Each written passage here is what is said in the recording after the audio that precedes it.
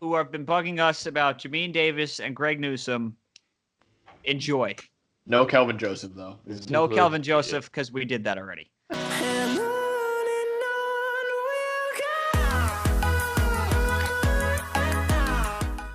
Welcome to another episode of Boom or Bust, the draft show. Max Chadwick alongside PJ Clark, Tate Sigworth, and Nick Merriam. So we put out our third and final big board just a couple days ago. Top 250 in the 2021 NFL draft. So as you guys know, if you watch our channel, we have top 10 positional videos on every single position in this draft. Another card. There's another card right there. You can watch them if you want. Well, there are some newcomers to our top 10 positional. So we're going to go over actually exactly 10 players made the top 10 in their respective positions. So we're going to go over every single player that we didn't talk about in that positional video. Of course, be sure to follow our Twitter, Instagram, TikTok at Boomer Bust Draft. We have a merch store now that is linked down below. Please get yourself some Boomer Bust merch. Also, we have a very special announcement. We will be doing something on draft night. So we've been building towards it for over a year now, basically. We're doing something. It's called a live draft show. We're going to be live on YouTube on Thursday and probably the other 2 days too. So make sure you tune in there because it's going to be a lot of fun, and you're going to want to see PJ go crazy for the Jets pick, Tate go crazy for the Browns pick, and Nick go crazy for the Washington pick, and me just cry when Najee Harris is taken by the Pittsburgh Steelers. So it's going to be a lot of fun. We're very excited. A lot of big stuff planned for the draft, which is coming up, which is unbelievable that we're here. A week from today. A week from when you're watching this. Literally a week from today. I cannot believe it. I'm not ready. And so join us. Spend your Thursday night with us. We'll be here on YouTube, the same place where you're watching us. We'll be here. Please support us by watching. Leave your comments. We want to be watching with you. Thursday, Friday, Saturday. We'll be here. Join. Leave your comments. We want to see all of you there. We spent the last 11 months with you, and we've been building towards this. So, experiencing the draft with you guys is what we will love. So please support us by watching the draft show, and please keep supporting us because support for us is brought to you by Manscaped. With the first pick of the 2021 men's grooming draft, the Saxonville Jaguars select Manscaped, the leaders in below-the-waist grooming. Looks like Mel Kiper and Boomer Bust the Draft Show gave this an A+ grade because this pick is a major upgrade for that Bush defense. For all of my NFL draft fans, we have an exclusive 20% off promo code BOOMERBUST. That is BOOMERBUST, all caps, no spaces, at manscaped.com. Manscaped, a lot like Trevor Lawrence, guaranteed #1 pick because of their performance package. This package is the ultimate men's hygiene bundle. We got the products, liquid formulations that have been developed to turn your bathroom into a salon for yourself. Also includes the weed whacker, the ear hair trimmer. This is the best tool on the market, I can confidently say, for nose and ear hair. So please go to manscaped.com. Use the promo code BOOMERBUST. That is BOOMERBUST, all caps, no spaces, to get 20% off your purchase and free shipping. Again, manscaped.com, boom or best. It's time you upgrade that defense with Manscaped. They are fantastic. We love having them be partners with us, and they have excellent products. So please, again, go to manscaped.com. So let's go over all of the players that made the top 10 positional. So we're going to go through every position and show you who's in our top 10. So starting off with quarterbacks. No newcomers in the quarterback top 10. You got to see the top 10 graphic right now. The same 10 players in there. Going over to running back, same 10 players in the running back rankings as well. So no newcomers in our running backs. Now going over to wide receivers, there is a newcomer, and it's UNC's DYAMI Brown, the number 10 receiver on our board, number 57 overall. He replaces Amon-Ra St. Brown. PJ, what do you think about the UNC receiver? Yeah, so DYAMI Brown is another guy that I think has kind of seen this late rise through the pro day cycle and has played his way this year, and now combine, pro day, whatever, has kind of bumped himself firmly into round 2. If he got out of the second round, I would be surprised if he was not one of the top even I'd say probably 8 wide receiver. I'd be surprised. I think I have him at wide receiver 9, but still, I mean, he's a very talented guy. This is a guy that has production, 2,000-yard receiving seasons. He played 3 years, 2 out of the 3 of them. Sam Howell throwing to him helps a lot, but 2,000-yard receivings, first team all ACC this year, where I really like this guy, versatility. He's good outside. He's good inside. He's a plus run blocker, which I think is something we don't talk about enough when breaking down wide receivers, is how much that impacts the outside run game.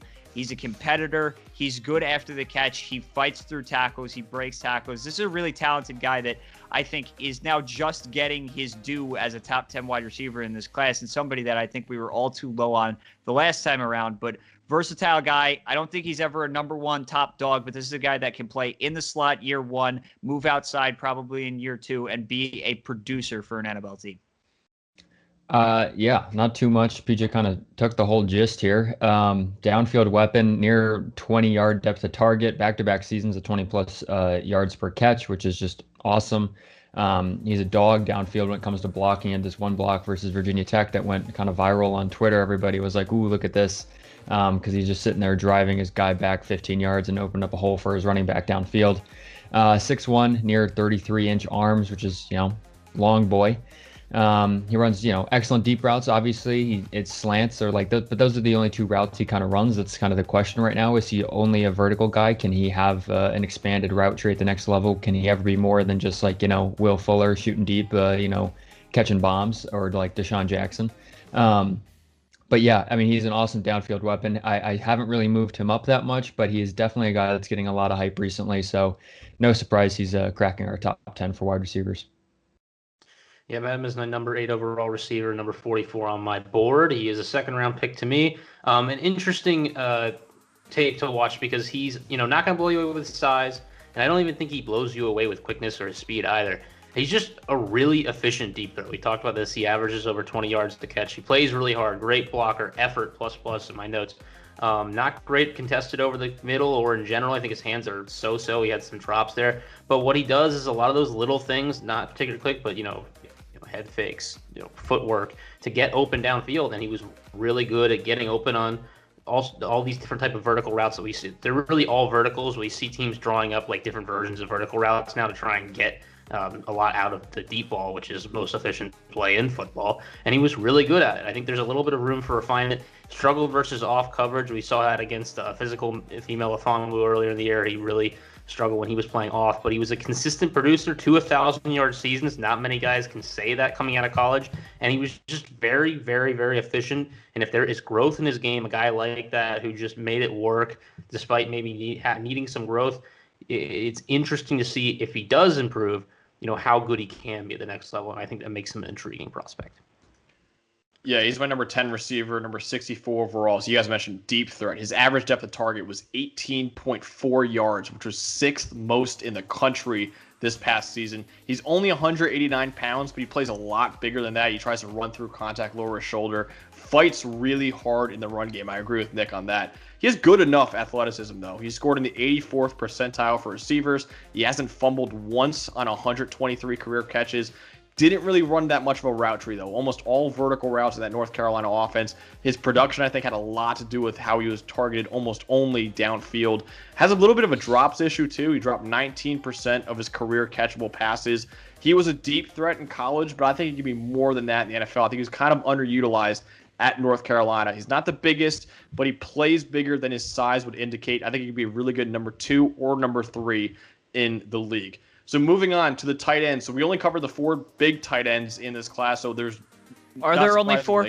Are we sure? No, well, yeah, there are only 4. Tommy Tremble is probably clearly tight end 5 right now. But so yeah, no newcomers to our tight ends listed, or tight end top 4, which was obviously Kyle Pitts, Pat Freiermuth, and then Brevin Jordan and Hunter Long as well.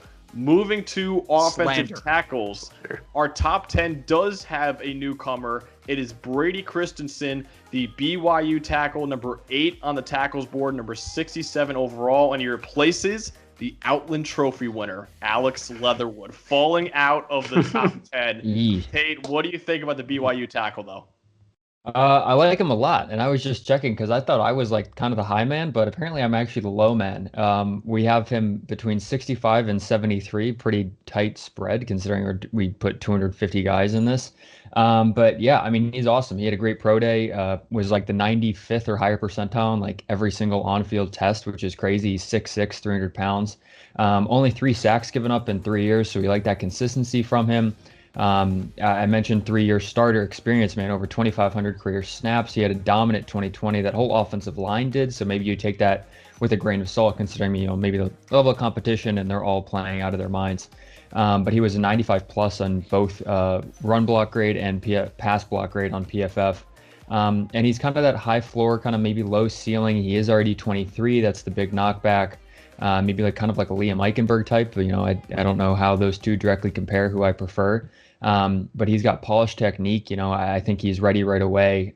It's just that he might not get much better. Like I said, he already is 23. Maybe development won't go much farther. So second round, maybe early third round, I think, for Brady Christensen.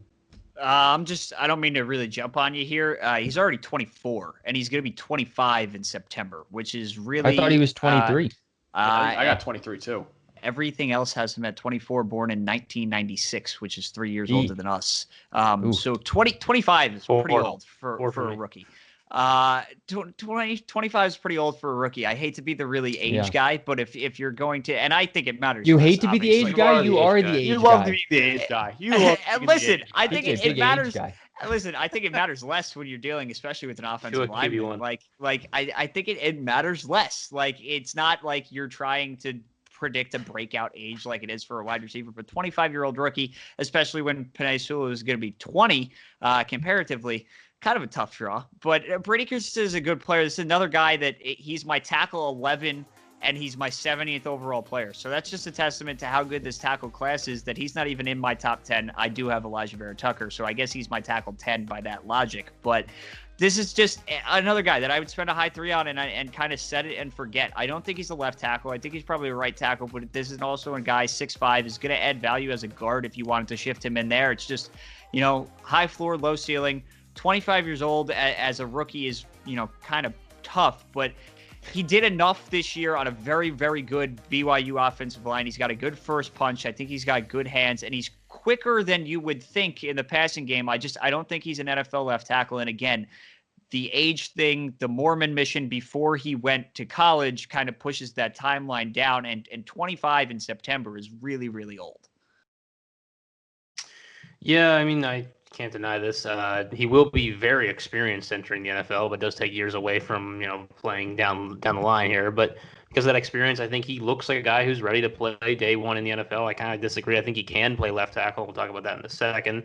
Low competition level, also a bit concerning, but he was very productive. Tate talks about the 95 plus run grade and pass protection grade for PFF. 300 pounds on the lighter side. This shouldn't matter so much. He's really smooth moving in space. He has a little bit of trouble staying parallel as feet can get behind him, but he has quick arms. He's not afraid to get scrappy. He does it all in control. He'll move defensive linemen in the run game. He's used to an improviser QB in Zach Wilson, which is something you see more and more in the NFL today. So if you're going to a team like Seattle or even a team like Kansas City, he can be, good with Mahomes or Wilson there. I would be concerned maybe about his assignments. It was kind of easy a lot of time. Very good O-line. He was able to kind of just find one guy and hit over and over again. Didn't have to kind of transfer who he's blocking ever. So there are some concerns there. But ultimately, the thing that pushed him from a third rounder to being number 62 overall on my board, 8th tackle, as a late second round pick, is the athleticism. And I think that type of athleticism, he graded very, very well on that raw athletic score that guy does, Ken Lee Platt, or whatever his name is. When you see that, it makes me think you at least have a very good shot of being able to slide and make it work at left tackle in the NFL when you're going up against the team's most athletic edge rusher most of the time. Yeah, I've got him number 7 OT right now, number 65 overall. He was the most dominant offensive lineman in the nation this year. So he got a 96 PFF grade, which is the highest grade they've ever given a tackle and second highest they've ever given an offensive lineman. So he was dominant in pass pro all 3 years. Only allowed 3 sacks in his career on over 1,400 snaps. His technique is outstanding. dominant in his zone scheme, gets out in space really well. You mentioned that pro day, guys. He scored in the 98th percentile for offensive tackles. He's very, very athletic. But again, not great size, 6'5", 302, could gain around 10 pounds. Didn't play great competition at BYU. You mentioned PJ. He took a 2-year-long mission, so he will be 25 as a rookie. But look, he's got unbelievable athleticism, dominant his whole career. It was against lesser competition, though. He's already going to be 25. I think he's still worth a very high third-round pick, though, because of how dominant he was at BYU. Moving to our top 10 interior offensive linemen now. We have a newcomer there, and that is KENRICK Green from Illinois, the number 8 interior offensive lineman, now number 93 overall, and he replaces Tate's guy, Josh Myers. So, Nick, talk to me about your guy, KENRICK Green.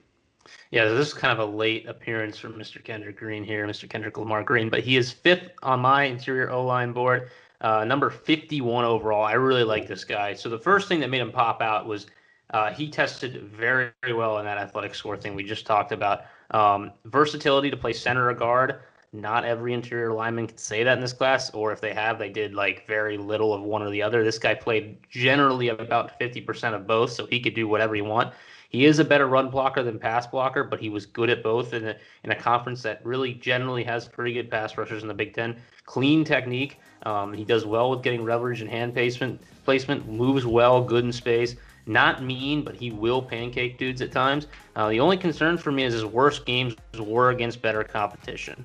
And so you'd like to see that kind of go again. You know, if you're going to the NFL, competition's going to get better. Maybe that's a problem for him, but I just thought it was just very clean tape. He's athletic. He wasn't the type of guy that made me think, oh, this is like one of the best guards in the draft class. But I would feel very comfortable with KENRICK Green taken anyway from like 50 onward. I just think he's a very safe pick on the interior offensive line, and I think you would be better off taking a guy like him, honestly, than say, I don't know, who do I have next to the board? Wyatt Davis, who I think showed some inconsistencies year to year here. So that's just my take. I look at KENRICK Green. I see a very high ceiling. This is a guy that entered college as a defensive tackle and has only been playing the offensive line for 3 years now. Was recruited as a defensive tackle, and that's why I think he's still trying to learn the intricacies of the position, and he's been this good. This is a guy that I really like at center. I think that's where he's going to be best suited in the NFL. That's not to say that he can't play guard, but he transitioned from playing defensive tackle, and then he made 33 consecutive starts at the offensive line in the Big Ten, which is a very good competition. This is a guy that graded out well, especially this year, gained extra experience at center this year. He only played 1 game at center before this year, but looked good doing it in 2020. This is a guy that I really like. He shows, especially on the offensive line, he's got a very good anchor against good interior rushers in the Big Ten. This is a guy that, especially so new to the position and so good at that new age and trying to play the interior offensive line. I think he is one of the better centers in the draft. He's a top 100 guy for me. He's my interior 7. Okay, so KENRICK Green is 93rd on our big board, and after that Wyatt Davis comment, I had to just check where Nick had KENRICK Green on his board. So Nick has KENRICK Green at 51, so that Wyatt Davis comment is a little better. I was worried you had Wyatt at like 130 or something, and I was going to maybe have an aneurysm, Nick. Yeah, I don't know. I mean, 6'2", 300 pounds, good athlete. I think he's an excellent athlete, and honestly, for the position, moving in space, kind of getting to the next level. He has that positional versatility, like you guys have been talking about. Played guard, played center, could probably play either at the next level. Has over 2,000 career snaps, so the experience is already there. And he had a dominant 2020. Didn't give up any sacks this year, only 6 pressures allowed. And just going forward, man, I think it's just general polish, improvement, hand placement, leverage, harnessing his athleticism, and kind of becoming the complete package. He is 2nd percentile for height, 14th percentile for arm length, but I'm not going to be like, oh, he's a bust just because of that. But these are just things to think about. I definitely like him. I definitely think he deserves to be in the top 10, as well, as good as Josh Myers is, my dog. But yeah, I don't know. I think it would be good within 2 years. I think he can start. Yeah, so KENRICK Green's my number 10 interior offensive lineman right now, number 114 overall. Really good athlete. Scored in the 92nd percentile for guards. He's improved all 3 years of his career, too. He especially improved in pass pro this year. Didn't allow a single sack on 238 snaps. I think he's the best run blocker in the entire interior offensive line class. He can run with any linebacker, decleats them, played guard and center, and still played really well this year. Can play anywhere in the interior. Very undersized, though. So he's 6'2", 305. Doesn't really have great length. Lets guys get into him. Goes for the home run block a lot, probably too often. Still, he improved this year, but still not great in pass pro. He'll have 41 pressures on over 1,100 snaps in his career. He's kind of scheme dependent. You want him in a zone scheme. He's undersized, but he's got really special athleticism. You can get him in a zone scheme, let him move. Just expect some warts in pass protection, though. So moving over to the defensive side of the ball now, our top 10 edges. And there's a new edge in our top 10. Everyone else seems to love him a lot more than us, but he finally cracks our top 10. And that is Joseph OSSAI from Texas, number 10 edge, number 81 overall, and he replaces Chris Rumph II. PJ, what do you think about Joe OSSAI? Motor. This guy foot on the gas every single play. He does not quit on the ball, which I think when you're getting a high effort, high energy edge rusher, that's pretty much what you want, right? This guy is your pretty much prototypical 3-4 outside linebacker. I don't know what more I can say than that. I mean, he was better this year. I think he's a good, stand up, way better stand up, way more comfortable stand up than hand in the ground. But this is a guy that I don't know if he has necessarily. He's still developmental in the fact that you don't see a lot of pass rush moves necessarily on tape. He just kind of wins with athleticism when he does win. He doesn't really have a defined, I don't know if he has a plan. He doesn't have a set move that he really kind of leans on. Like Ronnie Perkins, for example, always tries to strong arm everybody, and that's where you see him on tape. Joe OSSAI has no one move that he tries to lean off of. He really doesn't have any. He just tries to blow past people, which when you're that athletic, this is another guy that blew up pro day. This is your 3-4 outside linebacker, where I think you're going to get burned in the NFL is he can't cover. He hasn't been able to cover. He hasn't shown that. But you're getting a high motor, high energy guy. He's got traits. He has production. He has good tape in a sense. To me, this is your prototypical third-round pick. I have him at 89. He's not even in my top 10 edges, but I would feel comfortable taking him at any point in round 3. Yeah, I mean, the one thing I have written down really for Joe OSSAI since like August is I think he just looks like he's running in sand when he runs. I don't think he's like a crazy good athlete. I think that's why I've been maybe a bit lower on him than others. But I mean, I think the one feather in his cap is that I think in this class, he's probably one of the better 3-4 stand-up outside linebackers. He's a 2-year starter, 1,500 career snaps. He's got 300 career coverage snaps. Texas used him a lot in coverage in 2019, and 300 coverage snaps I think is way more than most of the other edges in this class. So that's something that if you're a team that's looking for a 3-4 outside linebacker, was he any good? Is the problem? Let's see. Let's just look at the numbers. 70.1 grade. I mean, he was fine, but like again, it's the experience. He's already been exposed to it. We're not asking some new guy to learn a new thing. It's the high motor thing that PJ was talking about. 70 total pressures in 2 years. It's there. I definitely get why people are talking about it, but I just think he still has development to go. I don't know if he's as good as an athlete maybe as I want him to be. I don't know if the bend is all the way there. I just think he has maybe a little bit more to go than I think the hype suggests. So he's my edge 12, 91 overall. I don't love him. I think he's a third-round pick. I thought PJ summed that up well. So the thing with this guy is he is a converted off-ball linebacker, like a legit linebacker. And they said, we're making you a 5 tech, and every once in a while we'll like move you around, have you stand up and pass rush from different spots. My take on him is that I think he's a linebacker in the NFL. And I not necessarily an outside linebacker. And I think you bring him in on third down, and he's a blitz specialist because I think he is the best when you are just putting him in random gaps and saying, run, just go. Because his get off is great. He's good at avoiding traffic and just blowing past guys, and he can get to the QB that way. He had a lot of production blitzing through the A gap as a linebacker. I don't know about him as a natural 5 tech yet. He needs some development. His go-to move, if it will be, is hoping for natural bend and kind of this mid-waist swat type thing where he just tries to kind of, swat his way past the tackle. And he has a couple of sacks coming off of that, but really he is very, very raw. I don't think he is a super great athlete. There was some production in college, but it was just honestly very strange because I can't really nail down positionally what he was at Texas.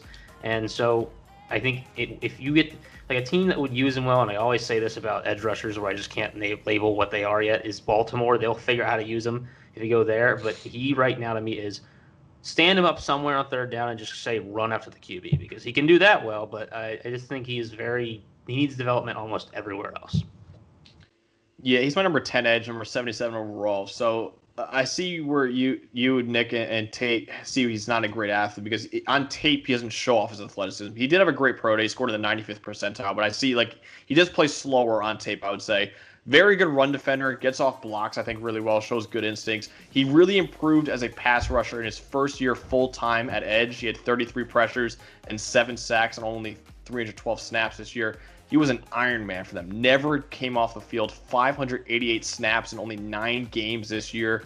Doesn't really have a lot of moves as a pass rusher, though. Still developing there after playing off-ball a lot earlier in his career. He got dominated by stronger tackles. I mean, you turn on that Tevin Jenkins tape, man. Tevin Jenkins decleated him 3 different times in that game. Michael Orr blindside type blocks. He literally threw him into the sideline.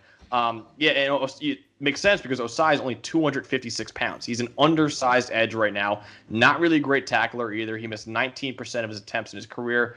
I think, agree with you guys. Really good outside linebacker in a 3-4 scheme. His athleticism, his improvement this season in his first year full-time on the edge, they're very encouraging. I think he's worth a day 2 pick. I don't see the early second-round upside that almost everyone else sees in him. So moving to the interior defensive line now, the top 10 interior defensive linemen. We have a newcomer there as well, Milton Williams from Louisiana Tech, number 5 interior defensive lineman, number 83 overall. He replaces our king, Tyler Shelvin, unfortunately. Tate, Milton Williams, your number 1 overall player, man. What do you think about him? Yeah, I kind of did the whole Milton Williams spiel in the Tuesday video. Go check that out. Cards wherever, however, pointing to whatever corner. I'll keep it pretty short, I guess. He's an athlete, man. 90th percentile or higher on every on-field test. 4.63 for an interior is crazy. He's playing at 280 pounds. The flashes for him are just ridiculous. The flashes of him, the peak is interior 1 if we're, but it's just the consistency thing, which is why he's down here lower. I think everybody else here in this podcast is a bit higher on Milton Williams than I am. I like him. I don't think he's bad. I think he's definitely later day 2 pick. I think I have a round 3 grade on him. Former basketball player. I said that in the Tuesday video. Get ready for every announcer for the next million years in this kid's career to say, oh, he used to play basketball. But it's the level of competition. BYU and TCU was his best competition this year in 2020, and he had 2 total pressures in those games. He's only 280 pounds. I said if we're going to dock Darius Stills for that, we have to dock Milton Williams for that. How's that going to hold up versus NFL offensive lines? But yeah, I mean, the flashes for him is what I think everybody's attaching to. Yeah, so Milton Williams is a very talented athlete. Again, I struggled placing a lot of these interior guys on my board. I have a round 3 grade on him, just like Tate. I don't know how much higher I can go, but clearly a very talented athlete. I still think he's a little raw, but he has experience. Again, Tate mentioned first team All-Conference USA this year, led the team in sacks for the last 2 years. The level of competition is not great. Undersized, I definitely think the biggest thing if he's going to be successful in the NFL is get some more weight on him. You can't be 280 pounds. Louisiana Tech, not Tulsa, played a 3-4 where he was on the inside, pretty much being a pass rusher from the inside. I actually like him more in a 4-3 where he could have another interior guy next to him. I think that would benefit him a lot to just have him line up straight over a guard. I kind of like that scheme change for him, but I like him. He's an athlete. I think another interior rusher next to him would benefit him a lot, especially early on while he's still filling out this 280-pound frame. Also, I have a 4th round grade. I just checked. I'd like to clarify for the people. I have a 3. I have an early 3. IDL 4 for me, 74th overall. It's taking some notes out of the Zaven Collins speech I had. He's 280-pound interior pass rusher who runs a 4.63. He runs a 4.63. So he runs a 4.63. All right. Low level of competition. He was a good run defender at Louisiana Tech, but the production was good. He had a low pass rush win rate in 2019, and then he kind of boosted that in 2020. Really improved this past year, and became a much better pass rusher. Quick hands and feet. when he sometimes gets a lot of his stance, especially in the run game, and gets stood up, he gets to rip guys, and he rips dudes so aggressively, he just tosses them to the ground. It happens so many times on tape, even on plays where he's like not in the play, he'll just toss a guy. And then when he finally gets released and he can get through and go after a quarterback, you see that speed. It does translate, I think, to his tape. He closes on QBs faster than any interior pass rusher in this class. He's just in there. And, you know, that's just something you can't replicate. If you can find a way to get this guy loose, he will get after the quarterback. He will chase down guys like Pat Mahomes, Russell Wilson, who are not used to having 4'6" interior pass rushers coming after them. I love Milton Williams. He's my number 4 D tackle, number 58 overall. I'm the high man. Unbelievably athletic. Scored in the 99.4th percentile for defensive tackles. And Nick, what did he run one more time? 4'6". He ran a 4.63. Yeah. He broke out this year, especially as a pass rusher. 30 pressures, 6 sacks this year. He had 35 pressures and 7 sacks last year, and he also had 200 more pass rushes last year as well. So really broke out this year. Really good run defender. Uses his explosiveness to get by offensive linemen quickly. He gained 25 pounds to get to defensive tackle size already. He has a frame to add more, I think, too. You guys mentioned it. He's undersized, though. He's 284 pounds. Got by with strength in the Conference USA, but that won't work in the NFL. Needs to add some pass rushing moves. BYU, who had a really good offensive line, we talked about Brady Christensen, they dominated him this year. The best line he faced all year. He had a really bad game against them. But look, he's undersized. I kind of think he is a 3-4 defensive end, PJ. I think you can move him around the line, play even some edge if you want him to. He's that athletic. But you're betting on the insane athleticism and the fact that he broke out this year. I'm saying you just move him across. Move him all across the defensive line. Move him all across. I think you play him outside the tackle a little bit too. What the hell? He's crazy athletic. Crazy athletic. I don't know if I'm going that far. So let's move over to our linebackers now. A guy that, you know, everyone hates in this class, and everyone was praising us when we didn't have him in our top 10 linebackers before. Jamin Davis from Kentucky, number 5 linebacker. Yeah, totally no one got mad about this at all. No one ever got mad. No one ever. They were praising us. She's like, oh, thank God. I think he's very overrated. Number 5 linebacker, number 52 overall. He replaces Dylan Moses on the top 10 linebackers. R.I.P. R.I.P. Dylan Moses. Get him out of here. I'm sorry. Nick, talk to me about Jamin Davis. All right, so I have him as a number 5 linebacker, 63 overall, squeaked in as a round 2 grade for me. Super athletic off-ball linebacker, which people are falling in love with. I think they're too quick to kind of like look at this guy and try to replicate him with Zaven Collins and Jeremiah Owusu-Koramoah. I don't think he's quite those guys, and we'll talk about it. Played in a strange system with Kentucky, beating the drum with this again. Nobody knows what they were doing on defense at Kentucky. I can't tell you. It was a different thing every week. He had inconsistent coverage grades, some good, some bad. He kind of was a drop zone linebacker, and I don't think his zone awareness is that great. He relies too much on the QB's eyes. So I'm not drafting this guy for his coverage ability. I'm drafting this guy because of his athleticism and what he may become if you can teach him to be a better cover guy. Kind of like what Tampa's tried to do with Devin White. He's sort of improved, but there's still leaps and bounds that he needs to make in coverage for his game as well. Don't anger the people. Well, Twitter's going to get mad again. He did a very, very good playoff run. I'll give Devin White that. You showed what type of player Devin White can be, and Jamin Davis has that ability as well. He's a great run defender and tackler. He might be the best tackler in this class, especially with form. He fits guys up perfectly. He's got a good feel for pass rushing. His eyes are all over the place, though. He needs assignment development, doesn't really know what he's doing. He is very, again, athleticism, can't get blocked by wide receivers, didn't play any man coverage, which is something that you might need to do as a linebacker in most defenses today. So, you know, there's things that need to be done with this guy on multiple levels of his game. Love the athleticism. I'm not spending a day 1 pick on this guy. I think he's a good 2nd round pick, but I just, I'm not, the 1st round discussion, I think we need to slow down a little bit. That's all. Yeah, I agree. Now, would it surprise me if you were to ask me right now, sitting a week out, would it surprise me if Jamin Davis went in the 1st round? No. It actually wouldn't at all, which bad, is but, you know, fine. I wouldn't be happy. I have him at 57, which is a low too, but I think the athletic upside, somebody's going to fall in love, and he will go before 57. So Kentucky's defense, nobody really knows what they did. We've said this in 2 consecutive videos now. He played Mike. He was the middle for them. I don't think he's a Mike at the next level. I kind of like him more outside. Like, I just kind of when I watch him, 1 year starter, like 1 year, like this is like the Joe Burrow of linebacking, like one superstar year, and everybody wants to fall in love. I just see ball, get ball, like crazy rangy, sideline to sideline, super athlete, great pro day, whole 9 yards, tested really well, everything. It's just see ball, get ball. I don't think the coverage is great. Nick mentioned it. Great tackler, great run defender. I think he's probably a will, unlike there are a lot of not middle linebackers in this class. Like I think Zaven Collins is a very good strong side linebacker. I think Jeremiah Owusu-Koramoah is probably a will. I think Jamin Davis is probably a will is where I would play him. But I just, if somebody tries to pigeonhole him into being a middle linebacker, I think it's a mistake first and foremost. But this is just like see ball, get ball, try to teach him coverages, try to get him in spots where his athleticism will help him succeed. Yeah, one of the best, if not the best, run defending linebackers in the class, as you guys have mentioned. Great tackler. I think good recognition. He can, attack the ball carrier and get him down. He's massive. Sticks out on tape. Not quite like Zaven Collins sticks out on tape, but he still is a very large human being. But he's still athletic. He ran a 4.32 40, which is just ridiculously fast.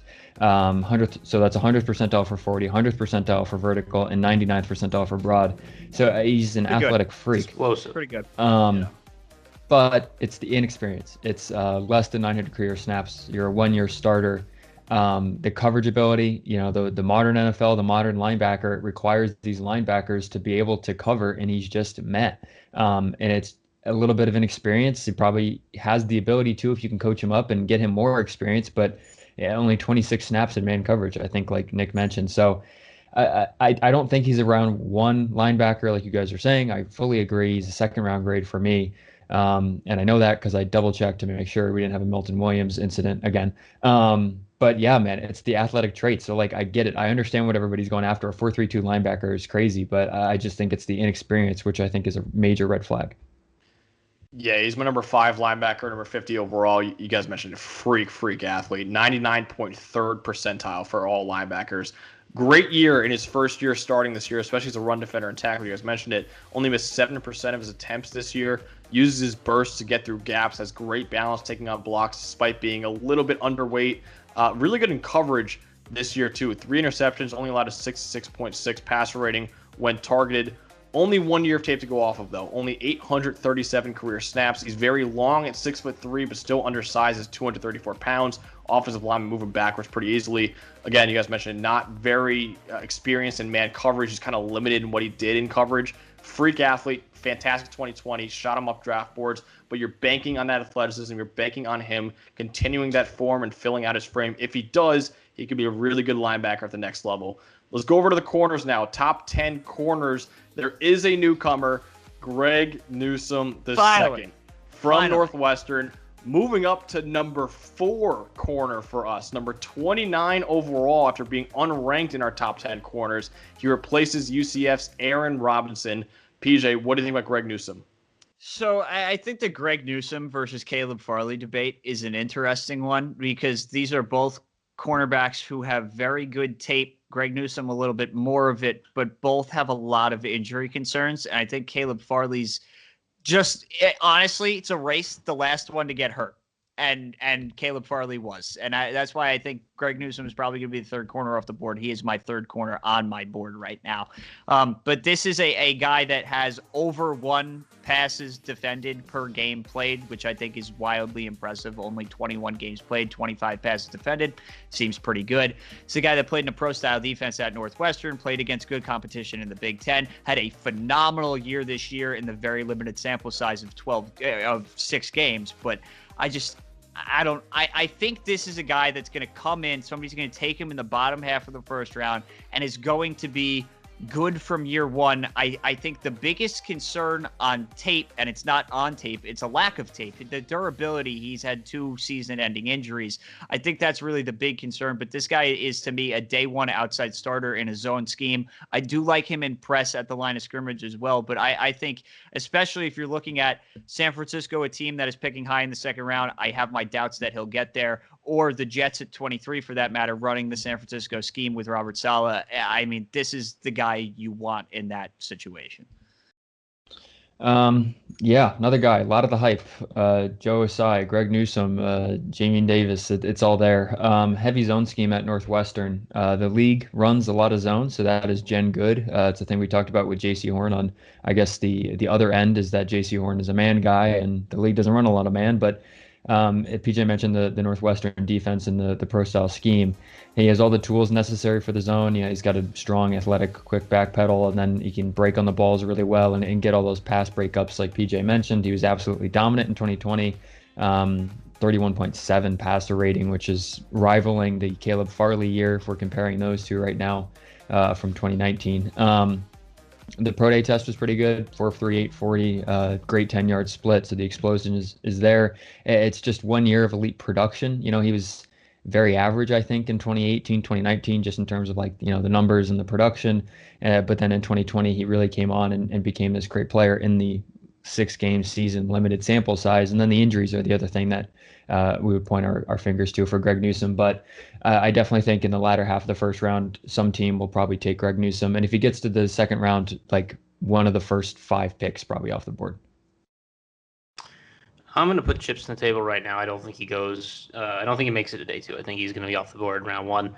I have him as my 4th corner, 25th overall. This is a guy that I think we kind of forget every year. Athletic measurements are so important to correlating to corner success in the NFL. But then another thing that's very important that we always ignore is scheme fit. And so because of that, we have all these man corners we've been talking about. This is the best zone corner in the draft. And I could see him going higher than we expect because a pure zone corner, Caleb Farley did a little bit of it. But like Newsome, I don't know that for certain Dallas is thinking this, but what if Dallas goes, these guys all play man. We really need a zone guy for our scheme. And they take Newsome at 10. It wouldn't shock me just because of how little I think people have paid attention to that in the past and how it's burned a few teams for trying to force, man corners into zone spots or zone corners into man spots, and they just never develop. This guy, at least will fit into that scheme immediately, and it'll be easy to teach him. Athletic zone corner, plays off coverage often. He's very good at it. Controlled entering the box to tackle. Amazing ball skills. He times his jumps perfectly. He's really good at getting up in the air, knocking the ball down. He can jump really high. He's a little skinny. I think it's led to some injuries. I think he could put on some weight. He turns both ways. He can play through receiver and the corner, which is very important for zone. He's consistent staying with receivers when trailing them. The tape is very clean, except for he's a little handsy at times when he gets physical. This is a guy I think has a high floor, and I think will be off the board day 1. Yeah, I'm a little bit lower on Greg Newsome. He's my number 7 corner, number 41 overall. Oh, He's another freak athlete. I feel like everyone in this video is a freak athlete. He scored the 97th percentile for corners. Turned it on this year after 2 not great years. Had a pick, 7 pass breakups, allowed 93 yards all year. One of the best corners in this class in flipping his hips and finding the receiver. Really good in his zone heavy scheme. Still has some press man reps too though this year. Really good length at 6 feet tall. Could stand to add a little bit weight at 192 pounds. Big receivers bullied him this year. Took a massive leap, though. Was not good in 2019 or 2018. Still allowed an 88.5 passer rating in coverage for his entire career. Only 1 interception in his entire career, too. Not really a good run defender or tackler. His slight frame shows up there. He missed 13% of his career attempts. Newsome's 2020 tape has nearly everyone putting him in the first round. I wouldn't hate that. I'm just a little bit more hesitant because of the small sample size we have where he's very good. His athletic traits, though, his 2020 should have him picked really highly in the second round if he falls there. So the final position now, we actually have 3 new safeties in our top 10. So let's start off with our number 10 safety. Apparently, we had no idea what the hell we were looking at in safeties for Big Board 2.0 and figured it out in Big Board 3.0. So number 10 safety for us, James Wiggins from Cincinnati, number 10 safety, number 138 overall. He replaces Caden Stearns. Tate, what do you think about James Wiggins? Yeah, so I think the theme here with these 3 new safeties is I think I'm lower on all of them than everyone else here. James Wiggins, he's fine. Had an excellent 2018. That's kind of what put him on the map, and I think what people are still pointing to. 4 interceptions, 6 pass breakups, 51 passer rating when targeted. But then in 2019, before practices in the fall, I think he tore his ACL, and then he had a setback apparently when he was tripping down a flight of stairs on his way to class. That set him back. So he missed the 2019 season with that ACL injury. And then he came out in 2020, and he was fine, just very fine. I don't know. I didn't think he was crazy. You saw a lot of the things that people liked in 2018, and maybe another year removed from this ACL injury, he'll kind of return more to normal. But 18% missed tackle percentage in 2020. He has the speed. He's positionally versatile, plenty of snaps at slot, in the box at free safety. I think I get what people are on about, but I don't know. I'm just meh on him, kind of. I don't know. So I'm just gonna. I feel like I say this a lot, and I feel like I've said this a lot in this video. But positional versatility is good, and he has box experience, he has free safety experience, and he has, especially this year, a lot of slot corner experience. Which I think when you get a safety on the back end with a good athlete with an injury history, which is I feel like there's a ton of those in this class. Greg Newsome, one of them. You have this James Wiggins that is just a Swiss Army knife. You can throw him in the slot. He can press up against guys at the line of scrimmage. He can play deep safety if you need him to. He's good in coverage. He's physical. He's not afraid to get in guys' faces. This is a guy I like a lot. Cincinnati's defense was phenomenal this year. I know this means nothing because Shaun Wade was one, but he got recognition as a first-team All-American this year. Like, he was the best player on a Cincinnati defense that was one of the best defenses in the country, and he did it playing 3 positions, which I just think, I feel like NFL teams probably watched a lot of Cincinnati this year because they were so good, and this is a guy that pops off the tape because he's just all over the place and good at all 3 spots in 2020. Hearing stories about setbacks with ACLs always annoys me just because of having to walk around on crutches post-surgery in slippery, icy Syracuse and having pulled my Achilles many times after that. It was not fun. So, yeah, he had a solid coverage game in 2018 and regressed a little bit in his last year, had that ACL injury. That could be the reason why it's maybe recovering from said injury. Intriguing that he split snap counts between box, free safety, and slot. You love to see that, play a little bit of everything off. Talked about how much I love Richie Grant for that. Similar for this guy. I have him as my safety 9, I believe, 100 overall, so that's a 4th-round grade. I love this safety class. I will say there's going to be like a mid-round safety in this class that I think is going to be a Hall of Famer. Like, one of these guys is going to end up just hitting on all modes and just being excellent. I don't know who it's going to be, but there's like 6 or 7 guys that I think have like the ability to hit a really high ceiling, and that this is one of these guys that if he works out can be really good. I have kick return athleticism written down. I don't know if that means he returned kicks because I don't remember for certain, but if he did, that's sick for 205-pound safety returning kicks. That's impressive. Navigates traffic well. I think he's a vertical. He's really good when he's playing vertically. Shoots upfield well in run defense. Hits guys hard. And in defense, especially as a slot corner, I want him in zone versus shorter routes because I think when he drives on the ball, that is when he is best ever as a coverage player. And I think because he can do that, it gives him the versatility to play early in the NFL. He'll be able to play multiple spots. I'm a little bit lower on James Wiggins. He's my number 15 safety. He got 170 overall, 5th-round grade. Great athlete, though. He scored in the 97th percentile for safety. He's made plays in coverage, especially in crunch time, too. Seems like every one of his interceptions was like to win the game or to seal the game. So he's a very clutch player. 5 picks in his career, a lot of 59.5 passer rating when targeted. Very good, Nick, you said it, coming downhill, whether it be up high or in the box. I don't think he's as smooth turning and running back. That might be limited to only a box safety. The agility I don't think is great, even though he has the speed. Not really a great run defender despite being a box safety. He's an okay tackler. Missed 12% of his career attempts. You guys mentioned it. Tore his ACL in 2019. Didn't look like the same player that he was in 2018. Doesn't really have great length either at only 5'11". He's a box safety, a little bit undersized, but he's got the speed and the explosiveness to make up for it. Just don't expect him to play deep in the NFL. So our number 8 safety now, Jamar Johnson from Indiana, number 79 overall. He replaces Richard LeCounte III. Nick, what do you think about Jamar Johnson? So this is my number 7 safety. I got him 87 overall, I believe, which is a 3rd-round grade. So this is the opposite, right? This is a free safety. He's not much smaller in terms of weight, but he is your deep man safety. Hasn't played a lot of football, but he's always had good coverage grades. He's an inconsistent tackler and pass rusher, so you want him to be back as that single high free safety where he's been. He's a really good read and react player. I don't think he's super rangy, but his instincts are fantastic, and he'll just close on the ball quickly. kind of with short area acceleration. Willing tackler. I think too often he flies in out of control and makes poor attempts to make tackles, which is why he had a bad tackling grade, to be frank with you, with PFF. So again, you want to keep him deep. But when he keeps things in front of him or he's playing off man if needed, he really does a good job at breaking on the ball and breaking up passes. He's got good ball skills. Can drift a little too far back at times, but I think you can fix that as long as you tell him to line up a little bit closer to the ball. This is your natural single high safety that we don't see too many of coming out of college anymore. I think he does a good job of it. So he's an intriguing prospect on day 2. Yeah, this is a guy that just kind of like Andre Sisco to a very lesser extent. He knows what he's doing, right? He finds the ball and attacks it. Nick pretty much hit everything I wanted to say, that he has a knack for just closing in the right spots. And he's very inconsistent in the run game. I feel like he's trying to fly all over the place. There are some when he tries to get to the line of scrimmage and he just absolutely whiffs. It's not pretty, but I think he's willing and he tries to contribute in the run game. But Nick said it, this is a free safety.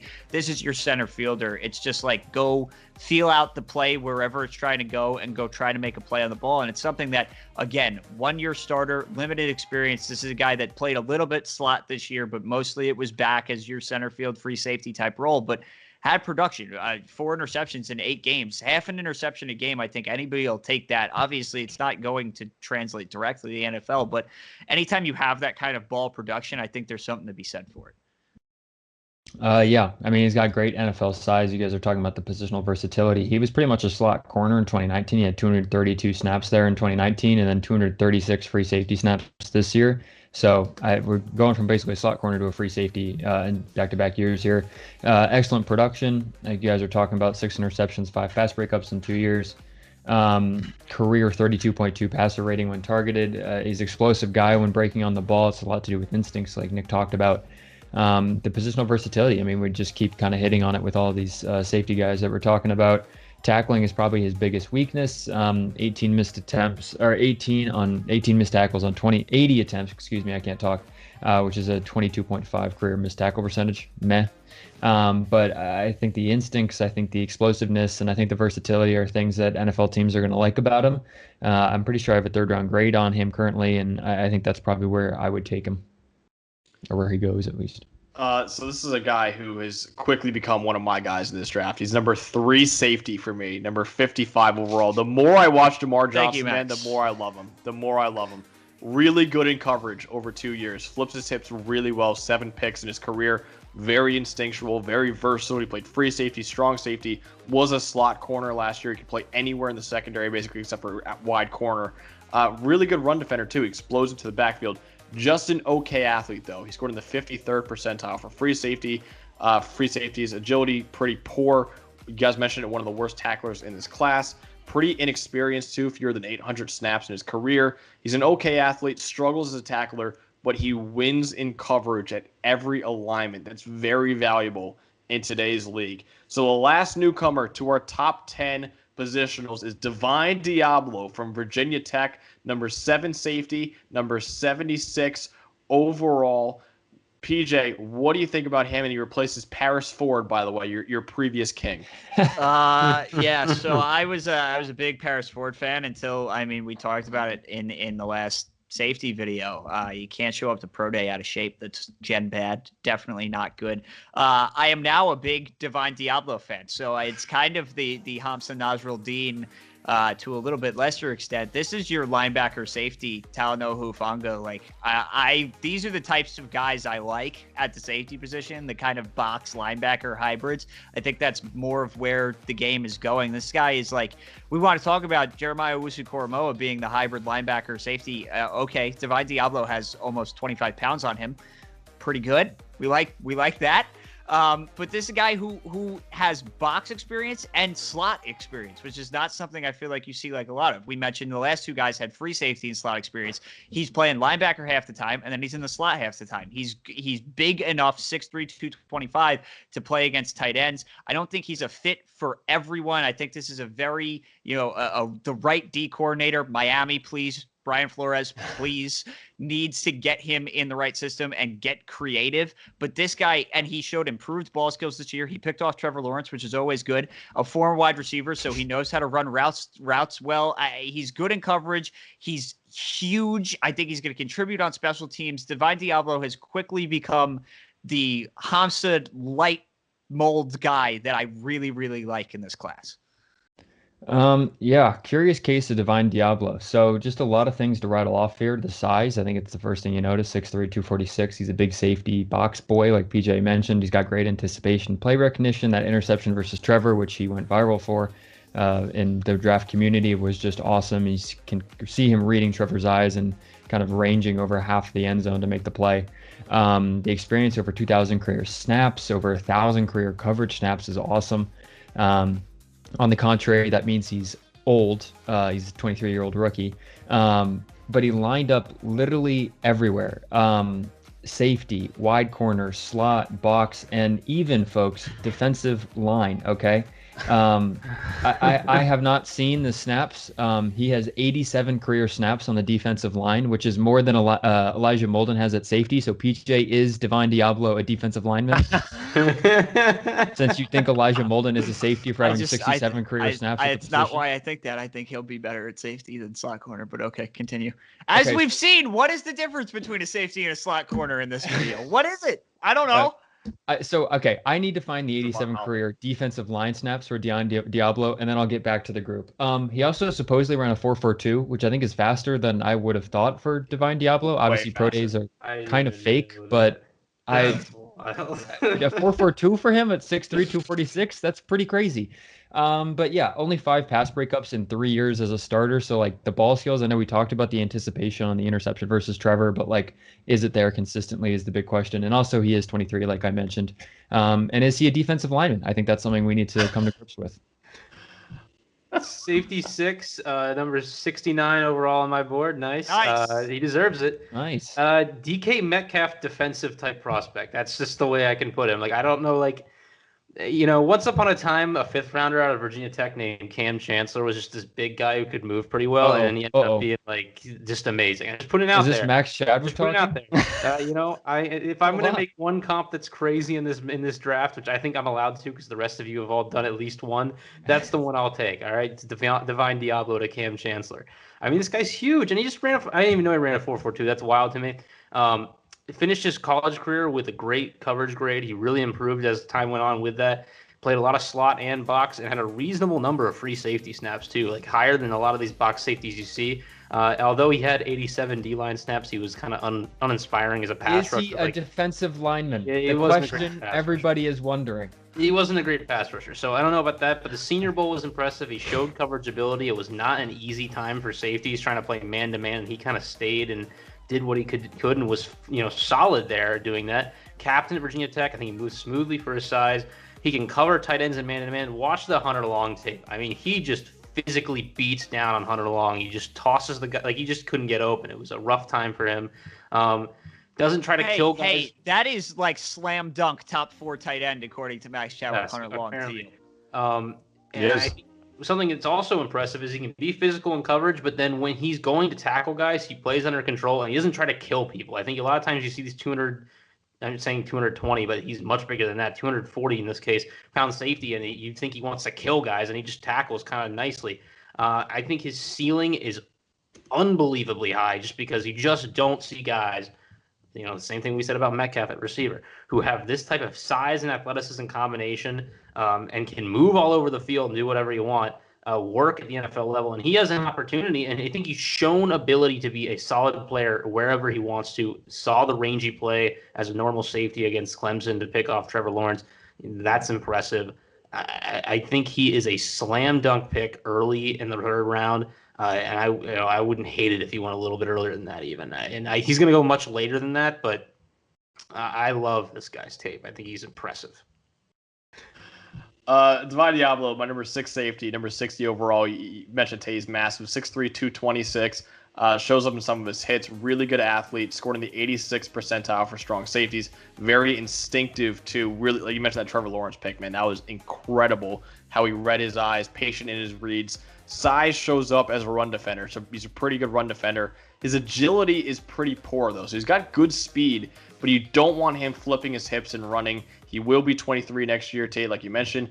Okay tackler, too. Missed 15% of his attempts in his career. He could play in the box or deep if need be, but he's very instinctive in coverage and shows good speed. So they are the top 10 newcomers to our positional rankings. Of course, be sure to check out on Twitter, Instagram, TikTok, our big board. If you want to see our top 250 players at Boom or Bust Draft, check out the merch store down below. We are doing a live show for the 2021 NFL Draft, which is a week away, which we cannot wait for. We've been building to it for 11 months. We absolutely cannot wait. And of course, please go to Manscaped and use the promo code Boom or Bust for 20% off and free shipping. So for merch. PJ Clark, yeah, I said merch, right? Oh, you said merch. Yes. I said merch. Yeah, it's We're been a long falling day. apart. It's We been a long really day. are falling apart. My bad. For PJ Clark, Tate Sigworth, and Nick Merriam, I'm Max Chadwick. Have a great night.